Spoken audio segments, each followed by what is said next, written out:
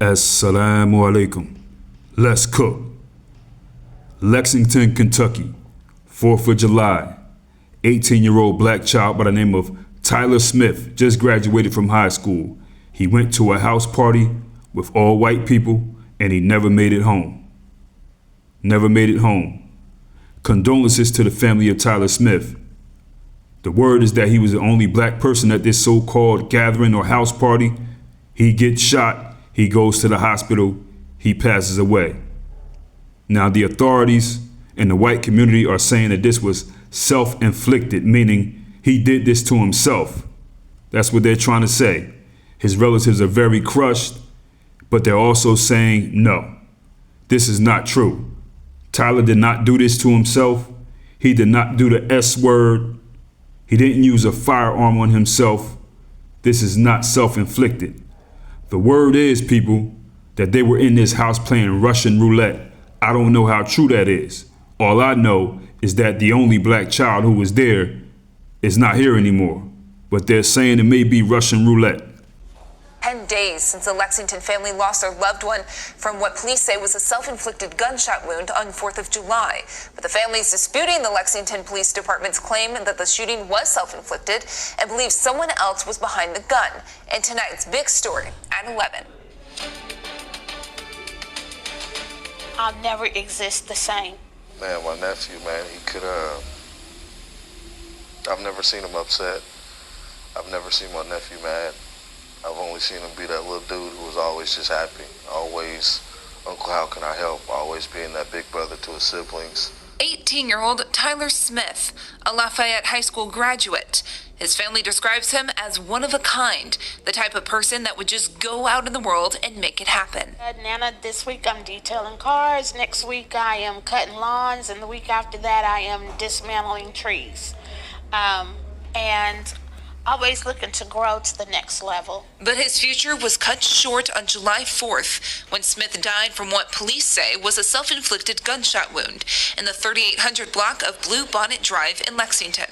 There is this black hole. There's this lull in there somewhere that when I do my duckling head count, one's missing. Blame, guilt, confusion. I felt heavy.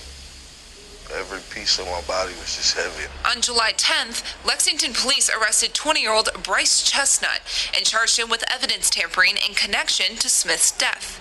Both Niecy Anderson, Smith's grandma, and Trayvon Petty, Smith's uncle, say the shooting was not accidental. I absolutely do not believe it was a self-inflicted gunshot wound.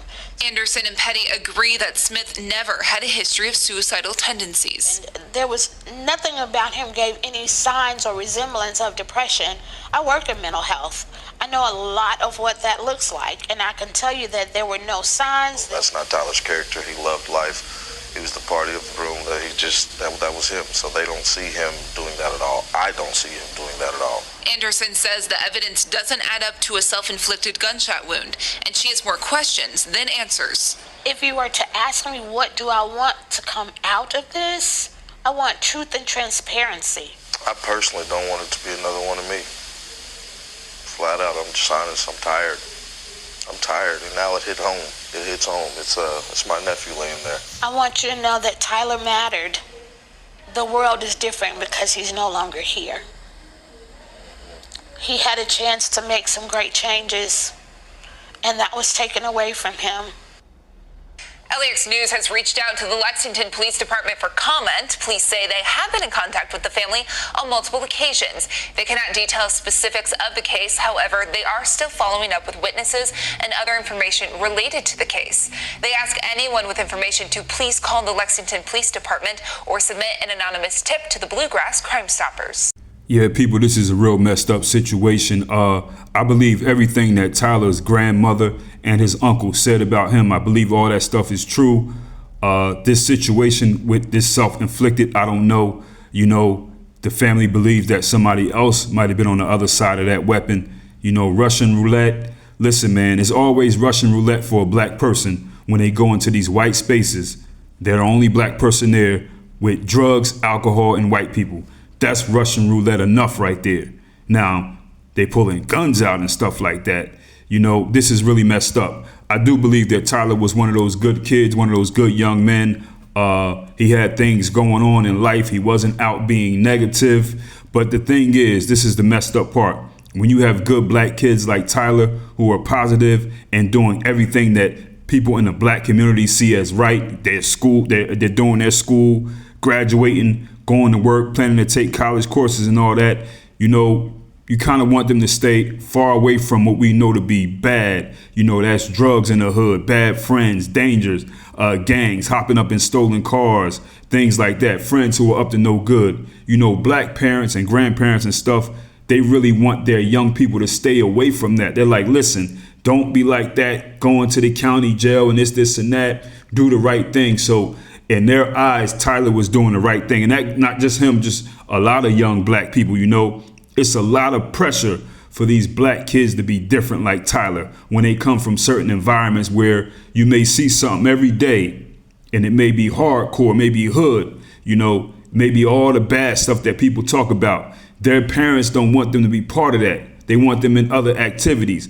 Don't hang with these kids around here. Go to school, play sports. Now the confusion comes in with black people is that they think whatever is not that in the hood is good. So in the mind of a black person who is traumatized and doesn't understand race, they figure, oh, well, Tyler or Caleb or whoever is around those white people, the white kids in the white neighborhood.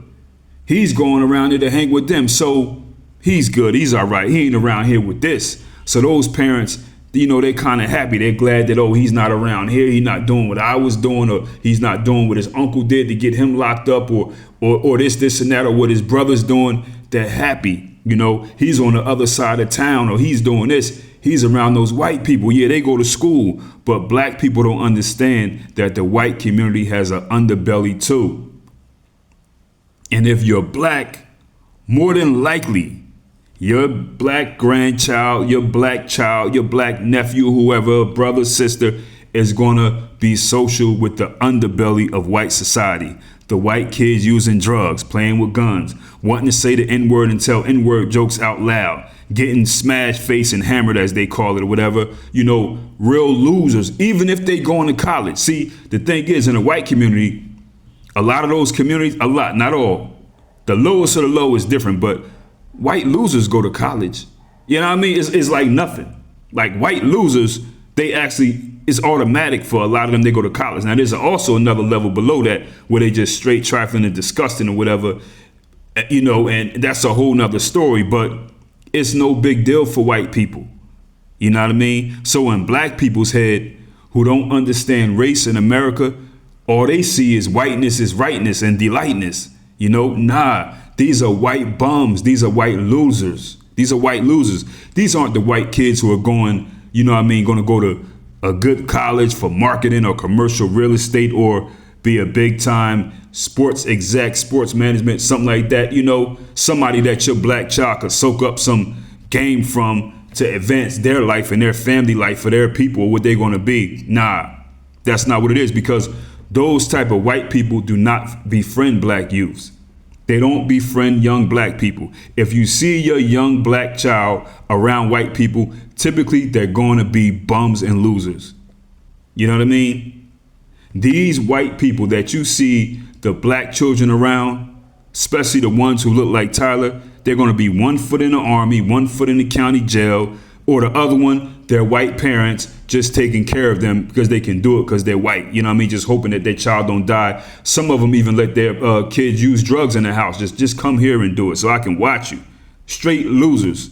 It may not look like a loser on the outside to some black people who are from the slums, you know what I mean? Who are just 2 generations away from being a sharecropper and all that. But they're losers too. So black people, we got all these things going against us, man. Caucasian European hypnosis, being legit confused from being black, trying to understand that you're under a Caucasian European hypnosis spell. You don't even know what it is. You wake up and you see your reality in your face is these black people doing this, and this every day. That's bad. Yeah, it is. But you don't know nothing. You just scratching the surface. So you go to the other side thinking, oh, this is it. Nah, you can die over here. White people don't play like that, man. And it ain't nothing like a white bully. You think you got black bullies in the hood? Nah, that black bully is probably going to go to the county jail and get locked up and be away for about 16 months. White bullies are a totally different animal. Black people have no idea. So when I look at Tyler with them white kids, you know, those white kids weren't even half as good as him.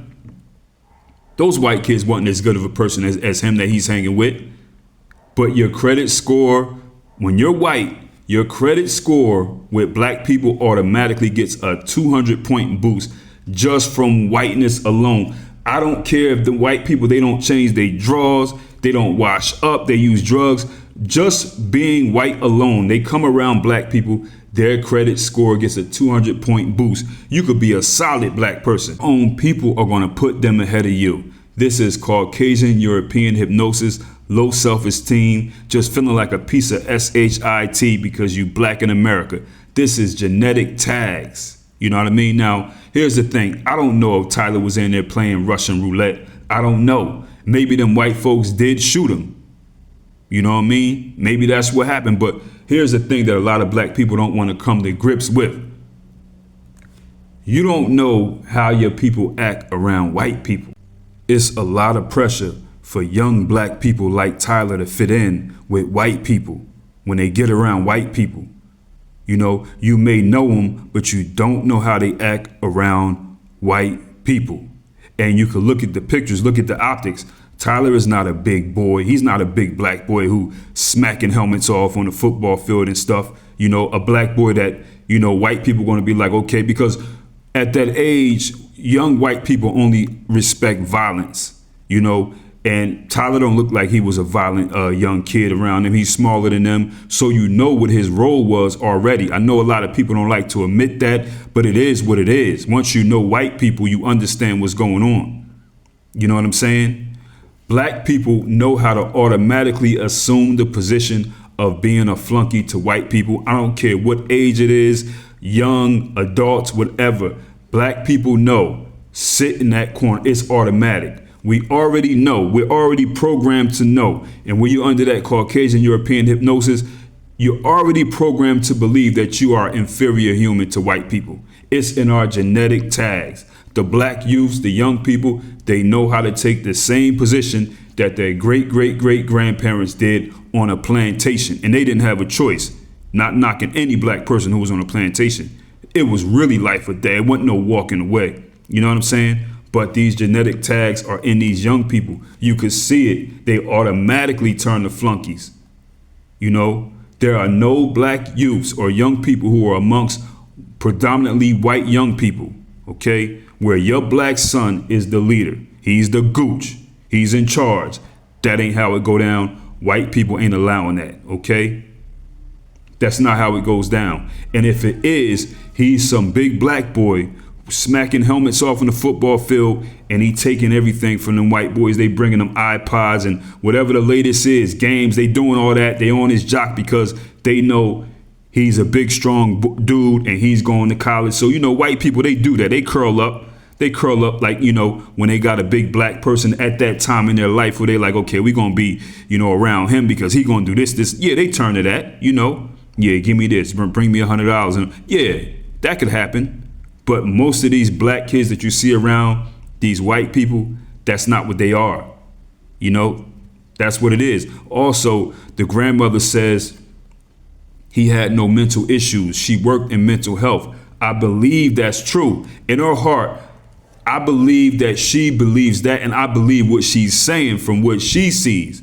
You know what I mean? I believe that. But Caucasian European hypnosis is a mental health issue. It has not been studied by white science because they benefit from it. They're not going to come up and say, okay, well, listen, there's something called Caucasian European hypnosis or Caucasus Euro hypnosis, and boom, boom, boom, boom. They're not going to do that because they benefit from people under it. This is a real thing. So even though she may work in mental health and been around mental people, she don't understand this part of it.